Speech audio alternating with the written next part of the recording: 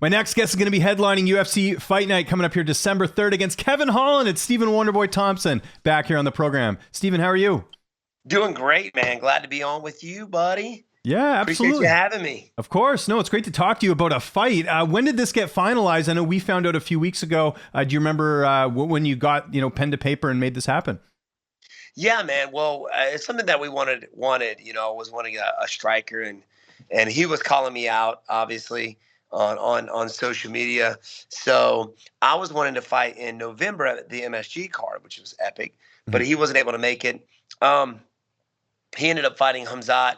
He wanted a striker as well. So UFC came with us. I was like, hey, man, how about you guys headline Orlando December 3rd? And we were just like, let's do it, man. Yeah. So it's funny because as soon as it got announced, he had hit me up in the DMs, and he had somebody on his podcast that's a big fan of mine.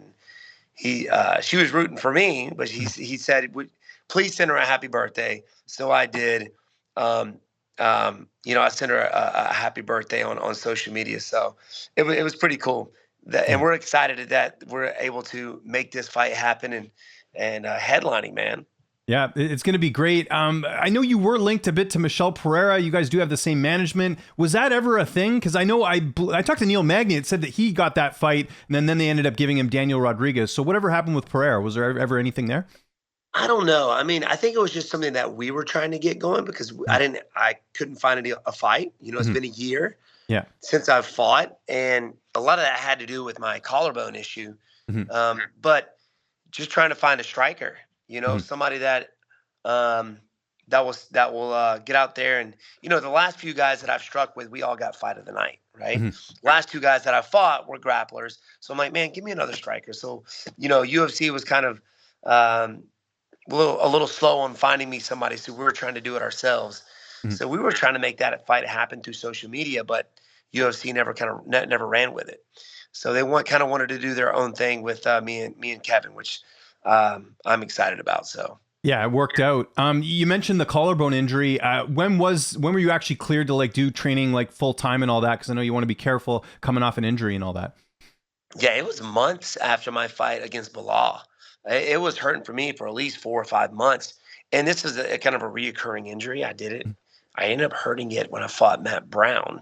Oh, wow. Okay. Yeah, that long ago. And then a few years went by and I injured it again, helping Chris Weidman get ready for a fight. And then for this last fight, Bilal had me up in the air and we both came down on my left arm, which kind of crunched and tore the cartilage here. So, instead of my collarbone moving up and down like this, when I raised my arm, it would move in because there was no attachment. So anytime I would lift my arm up, it would move in and kind of scrape across the bone or my chest plate. And I had to be very careful because you have a lot of vital arteries and stuff around that area. So Doc was like, man, you gotta chill. You gotta chill, Wonder Boy. So, which was hard for me, teaching classes every day, helping guys get ready for their fights. It was very difficult for me to do that. So it just took forever for me to heal. But we're back at it now, 100%, full camp, and just itching at the bit to step out there for the UFC. And just last thing before we talk about this fight, were there any other opponents in the mix, any other names that you had heard of, or was it always just Kevin Holland and December 3rd? No, Shavkat was one of the guys that they wanted to put me out there with. And I'm like, guys, I've had 2 grapplers just hold me down the entire time. And the fans weren't happy with it. The fans weren't happy. The UFC wasn't happy with the fight. They thought it was boring. So I was like, guys, give me a striker. Put somebody in front of me so that way, we can go out there and have some fun and put on a show. Do what I do best, and that's strike. And Kevin Holland's the same. He fought Hamzat and, on a day's notice, which is pretty crazy to me. Yeah. Which he retired there for a second, which was kind of weird. I think he made a good penny on that last fight for going up and fighting him. So he had retired. I'm like, no, man, you can't retire, dude. So he came out just to fight me. Yeah, and it's an awesome fight. Really happy to see it take place. Style-wise, how are you looking at this one? Because like you said, probably not going to the ground. It's going to be a striking fight, which will be really good for the fans. Yeah, I think so. I mean, he's 6'3". With the 80-inch reach. It's the longest reach in the welterweight division. I don't think there's anybody in the 185 division with the 80-inch reach. I don't even think Izzy's got an 80-inch reach. I don't know what his reach is, but he's got a very long reach, which is going to be fun to navigate mid-fight. Obviously, going back watching his fights and seeing what he likes to do best, and he's definitely a striker. He's got some heavy hands, and I think it's because he's got leverage because he is tall and he's got the reach. He gets a lot of leverage behind his strikes and be able to put people to sleep. He's very jiu-jitsu savvy. So for guys that are aggressive, likes to shoot in on him. He likes the Darcys, he likes the guillotines and things like that, which is crazy. I'm pretty sure he's a black belt under my brother-in-law, Carlos Machado. Oh, So, which is interesting. pretty crazy. Yeah, yeah. Well, Travis Luter, I believe. Mhm. But there's a lineage there. But yeah, man, I think he's going to want to go out there and put on a show and try to put me to sleep. That's what he said. So As far as his last performance, you talked about it there against Khamzat Chimaev. Were you surprised to see the fight end that quickly? Just kind of going in again. I know a lot of weird circumstances with it being such a short notice fight, but what did you make of his loss to Chimaev? yeah, man, that don't take anything away from Kevin Holland after that fight. I mean, it was a day's notice fighting somebody who as big and strong and wrestling savvy as Chimaev. I thought he held his own right there in the first round. A lot of crazy scrambles. He's very scrappy on the ground. He really is. Kevin is, and which was kind of messed up. I mean, he goes in to give him a high five, and he shoots right in for the legs, end up taking him down. I'm like, oh man, come on, man. Mhm. You should have just gave the guy a high five. But when Chimaev gets in on those legs, dude, he's a pretty. From what I hear, he's a very strong welterweight. He should be at 185. I don't even understand why he's still at 170. But I know they're trying to get him to fight Colby Covington, which I think is going to be a fun fight. Mhm. That's going to be a fun fight. Somebody who's as strong as a wrestler as Hamzat. But the thing is he going to make weight? Can he make weight? Yeah, I know. We're going to have to see there. That's going to be interesting. As far as camp, anything different? Who you mainly working with as far as bodies in the gym, helping you get ready for this fight? No, man, we got some really good guys. I mean, obviously, the regular strikers that I bring in. I have a buddy of mine who's 6'4". He's got an 81, 82-inch reach as well. Good boxer. So I've been doing a lot of sparring with him. My buddy Gino, obviously Chris Weidman. My buddy Gino and his buddy Joe, who's one of the top grapplers in the country right now. He was supposed to compete at the ADCC, but a family tragedy hit, so he wasn't able to make it for the ADCC competition. But bringing some good guys in, some good grapplers, and obviously we got some of the best strikers. So we're ready, man. We're ready to rock. Weight's coming down nicely. I'm feeling good, feeling fast, feeling strong, and just ready to go out there and put on a show, man. So I'm just excited to get another striker, as you can tell. Yeah. No, it's great. You mentioned Chris Weidman there. Obviously, we haven't seen him in a while after his, really, really tough injury. I spoke to Anthony Smith. He mentioned maybe there was a setback or two, but how's he looking in the gym right now from your perspective? He's looking good, man. He's looking good. Just getting the weight down. I know. When you don't have somebody in mind or don't have a fight coming up, it's kind of hard to stay disciplined. But he's back on the grind. He's grappling. He's wrestling. He ended up having some screws taken out, and it got infected. So, man, it's just one thing after the next. I feel bad for the guy, but the dude's tough as nails. Mhm. So I'm going to got some work in with him. Going to get some more working with him in the next few weeks. So excited about that, having him obviously out for my camp and be able to work with me. The last two fights, I wasn't able to work with him that much. Mhm. So plan on going to see him a lot more for this camp. We got 6 weeks, man, and that's plenty of time. I'm already in great shape. So just That's awesome. itching at the bits. Itching at the bits, James. Yeah, it's going to be good, man. Is Anthony Smith, is he working with you guys at all? I know he did train with Weidman, but I think that was at the Jimmo gym. I wasn't sure. No, I think before his last fight, he went down to train with Chris. I was injured at the time, wasn't able to make it. Mhm. And But he's injured now, obviously. Yeah. yeah, he has gotten some training with us. This was, I think, when we fought on the same. No, him and Chris fought on the same card. Mm. When Chris ended up injuring himself, Anthony came down and get some training with me and Chris, and just to be able to spar with Anthony was just awesome. Not only that, but a guy so tall and so big, and for him to be able to spar with somebody like me with excellent control, like he's a fun guy to spar with. Yeah. If you have a chance to be able to spar with Anthony, I recommend doing it because he takes care of you and he makes it fun for everybody. And time of recording this, Chase Hooper, I know, is fighting on Saturday. Did he end up making it down to train with you? I know when I spoke to him, that was the plan, but I don't know if he actually did.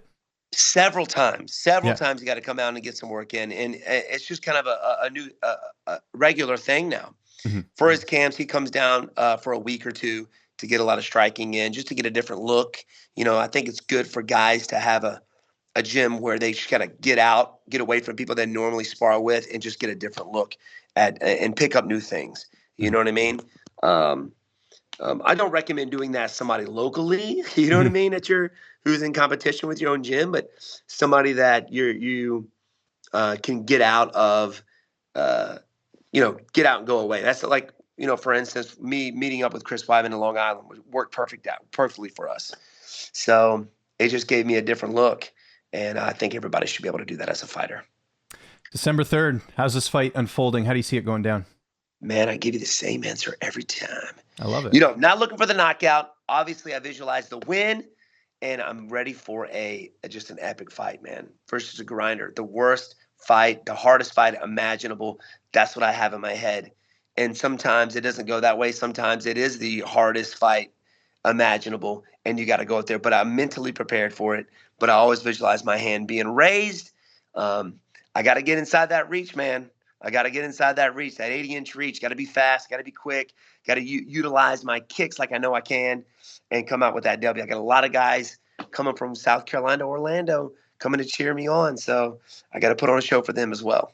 You just had a big card last weekend, UFC 280. I know you always watch all the cards. What did you make of Islam Makhachev defeating Charles Oliveira in the main event?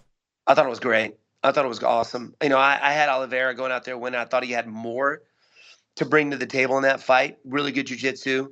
But he got a little careless with his striking. And, Islam took advantage of that. Ended up knocking him down and finishing him with a arm triangle. Good for him, man. Good for him. New champ. Yeah. I mean, him and, Khabib were both champions. Now he's champion. So not really sure what's next for him. Do they fight it again? Do they fight a second time? I don't know. But it was an awesome fight. What about the co-main event? And I wanted to get your perspective on this as someone who's had to deal with injuries. TJ Dillashaw announces after the fight he loses that, he hurt his shoulder in April, but he took the fight anyways. I see that side of it from a financial perspective, but I also see the other side of it where it's like, we didn't really get a fight, right? Like he couldn't do much. What was your biggest takeaway, or what was your reaction to seeing that fight and the result that it ended up with? He shouldn't have taken the fight to begin with. If that thing's coming out left and right, because it looked like it came out fairly easy in that fight. So it must have been happening quite frequently during camp. I wouldn't have taken the fight. I mean, it's very difficult. I mean, to be able to keep fighting with that out and the pain, just not be able to do anything. I would have taken my time, taken time off. You rehabilitate it, build up the muscle around it to make it tighten up. But man, I don't even know how that would even happen in camp. Yeah. That's just a terrible injury. I've seen fighters try to fight through something like that and just not able to do it. I would have just found another time. Like, man. But he went out there and did it anyway. Chris Weidman, happened to him, his first fight with Luke Rockhold, ended up breaking both of his feet, had no cardio, couldn't run, couldn't move around, but he took the fight anyway. Shouldn't have taken the fight, man. So, I think that's on the trainers. I think as a fighter, you want to do that because you want to keep fighting. You want to please the fans in the UFC. But as a trainer, you got to be stepping and be like, nah, you're not 100%. You can't do it. There's always another day. So let's heal up. What about the Sean O'Malley Petr Yan fight? How did you score that? I mean, I had Peter winning that fight. I had Peter winning that fight. Got a lot of takedowns. Couldn't hold him down. Got back up. O'Malley got back up. He looked crisp, but all in all, I had Yan winning that fight. And remind me again, your contract, because I know the last time we spoke, I think it was like a 1 or 2 fight deal or something. And then obviously this is a main event, so I assume contract's all good right now. It was a 6-fight deal. Oh, was it? Okay, gotcha. Yeah, so I've got like 5 more fights to go. Oh, cool. So last fight was on the new deal then, I guess. I think so.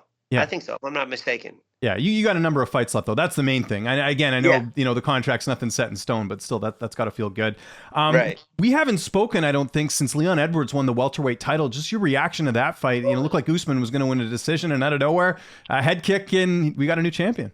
Yeah, man, I thought it was great. On paper, obviously, they were fighting up in altitude, pretty high. Both were fatigued, but I was more impressed with my man Leon Edwards, not only getting the takedown in the first round, which hasn't been done to Kamaru Usman. So hats off to him. But his ability to keep his composure throughout the fight, getting taken down, getting back up to his feet, and act like it didn't even happen. Which I thought it was perfect timing for him to throw that combination later in the fight when Usman was fatigued. When you're tired like that, you start over exaggerating your techniques, your blocks, your strikes, and whenever he threw that left hand and Usman baited, you could tell it's just a little too far. He parried it a little too far, and he realized that mid kick, and he tried to bring the hand back to block the kick, but it was just right when his hand got here, the kick landed, and it was over. Anybody gets hit with that is going out. But he could possibly pull it off again. But on paper, again, I got my man Usman winning in that one. I would like to see Leon Edwards. I think he's a great champion, and well deserved for that one. Just because the whole situation, fighting in Utah, which is weird, up in altitude, getting taken down, keeping his composure, and finishing him in that later round was just epic. Someone we talked about earlier, Colby Covington. Do you think we'll see him this year? It's been ever since that whole thing with Masvidal and obviously the assault and all that. We haven't heard or seen much of him at all. Do you think he'll come back and fight? I think so, but I don't understand. Where's he been? Yeah, I don't know. I've heard absolutely nothing on Twitter, nothing on social media. Normally he's out there just talking, doing his thing. But that was weird. I haven't seen him. Yeah. So I think maybe not this year. I would like to see him fight this year. But I think with the next, 6 months, possibly. Mm-hmm. And an opponent that's been rumored to fight him is Khamzat Chimaev. If that was to happen, would you favor him, or do you think Chimaev gets it done? Oh, man, I think Chimaev gets it done. He's such a big guy. Mm-hmm. Big. He's tall. Taller than him. He's got the only way I see Colby Covington winning is just his gas tank. Mm-hmm. Just being in his face. I think if it goes 5 rounds, even if it's a 5-round fight, I think Colby could win it. Mm-hmm. Yeah. Well, if it's a 3-round fight, I think it's Chimaev. Okay, I like the assessment there. And before we go, less than a week, we got Halloween coming up. I know that's a big deal for you at the gym. What do you guys have planned over there? And what are you dressing up as this year? Yeah, so we have all the students dress up. They come in their costumes. We do like a pretty easy karate class, nothing too crazy. But I don't know. I was thinking Street Fighter this time. I was Ken last time, so I might be thinking Ryu this time. Not sure. Oh, you should totally switch it up though. Go like completely the opposite way. Like dress up in green and glow as Blanca or something. That would be cool. Oh my God, Blanca! Yeah, dude, Blanca was one of my all-time faves. Yeah. That could be a possibility. We'll see. We'll see. I don't know. I don't know if I feel like putting all that green paint on me. That's true. Yeah, it is pretty hard to do. Yeah. Uncomfortable. Yeah. You know what I mean? I don't know. I don't think I could paint myself. Yeah. But all-time karate guy. It was early. I think it was 83 or 85. I'm not sure when the UFC when Street Fighter happened. But me, Ken, and Ryu are the same age. Oh, interesting. I just did a quick thing for Street Fighter at TwitchCon, and they were telling me that Ken and Ryu are in their 40s because Street Fighter happened. I think it was like early 80s, so we're like the same age. So I thought. I think I want to say it was the late 80s. I think is when it came out. If I remember, and it was and the only reason I know that, Steven, is because Street Fighter is like my favorite game of all time. I played that on the arcade growing up. Oh yeah. Big time. That was, I think, the first arcade game I ever played was Street Fighter 2. So Street Fighter was awesome. Back in the day when you go to an arcade and everybody's like around the thing. Kids these days will never get to experience that. It's not the same because now you get the home consoles. But back in the day, for people who don't know here, who are kind of in our age group, that was the thing. You would go out, you go to the arcade. I mean, they have barcades now, but it's not the same. It's not the same as getting those quarters out and trying to get a game going. Yeah, you'd have your quarter on top to let you know you had dibs on the next time, you know what I mean? Yeah. And even then, Street Fighter, Mortal Kombat, you'd have those guys just piled up around those two guys facing, and that one guy that nobody could beat, It was just epic. It was awesome. Kids nowadays they just don't have a clue. They don't have a clue how much excitement there was. But, yeah, man, I think it was 87 it came out. Okay, we'll have to double check the thing, but either way, I think it's an awesome game. Just like this is an awesome fight coming up here December 3rd. Maybe we'll see a fireball or two, or a spinning back kick or something. Yeah, exactly, a Hadouken in this fight. Steven, thanks so much for doing this. If there's anyone you'd like to thank before we get out of here, any sponsors, any social media, and of course your YouTube channel, which you are continuing to kill that, which is awesome. So the floor is yours, sir. Yeah, so follow me, guys, on Instagram and Twitter at Wonderboy MMA. Follow me on YouTube at Stephen Wonderboy Thompson. Me and Sweet Tea have a great time. And I want to thank you, James, for having me on, my friend. I appreciate you.